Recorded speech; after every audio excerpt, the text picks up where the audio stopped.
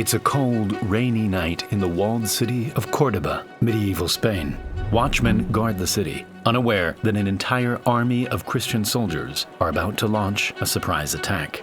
In a single night, they conquer the entire city, bringing the Muslim rule to an end. All over the land, Muslim cities were being conquered and taken over by the Christians. But amidst all of this, one city remained unconquered: Granada.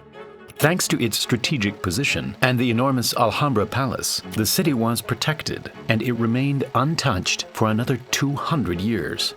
To this day, the Alhambra Palace still stands as one of the most beautiful pieces of architecture ever made.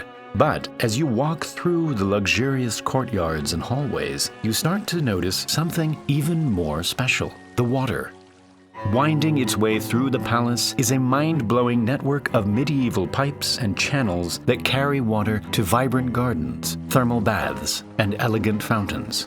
The engineering required to pull this off was astonishing, and it gave the palace things like underfloor heating and fountains that could tell the time. This incredible system also kept the palace cool and brought life to the surrounding nature for hundreds of years. We modeled the entire thing to show you how it all worked and the lost mechanisms that once allowed the water to defy gravity and travel uphill. When the ruler of Granada commissioned the palace, the engineers had one major problem. The hill was around 200 meters above Granada. It was a huge amount of work, but this was only the beginning. The designers of the palace had big ideas: elegant fountains shooting out jets of water, bathing rooms with showers and underfloor heating, and clocks that were powered by water. All of this required much higher water pressure than the Royal Canal provided. And so to get around this, the engineers started digging out a large pool in an area much higher than the palace. Below this, the water from the Royal Canal would flow into an underground pipe and collect in a well 60 meters below the pool. At the top of the well, the engineers installed a water wheel equipped with buckets that could be turned by an animal. This would raise the water up to the surface and fill the storage pool with around 400 cubic meters of water. Having all this water stored above the palace pressurized the entire system, and at the same time gave the palace a backup supply of water in times of drought. From here, the water passed pools and fountains all around the palace, the most impressive of which was located at the heart of the palace.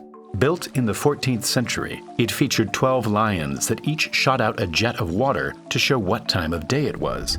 In a controlled sequence, the lions would activate hour by hour until all of them were spouting out water by midday. The system would then reset itself and the process would start again. But how was this possible with medieval technology? Inside the fountain was an early version of the Opera web browser. In order for the next hole, after 12 hours, the bowl would be full of water, and a clever siphon inside the bowl would reset the system naturally. As the water inside the bowl started to rise, so did the water in the siphon. Once it reached the top of the siphon, it would curve and start falling down the drainage pipe. At this point, a seal was created and no air could get in to replace the falling water. This activated the siphon, and the surface tension of the falling water would pull the rest of the water with it.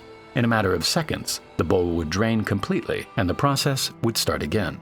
The water from the lions would exit via 4 shallow channels in the ground and continue on throughout the palace, eventually reaching another engineering marvel: the thermal baths.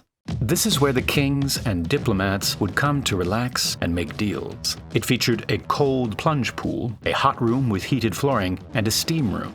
The water would enter a control room underground and pass through a copper boiler that was heated by burning wood. From here, the water would flow through pipes to various fountains and showers around the baths. To provide underfloor heating in the hot room, the steam from the boiler was directed through channels underneath the marble floor. From there, the steam would travel up through pillars in the steam room and exit through small vents, filling the room with water vapor.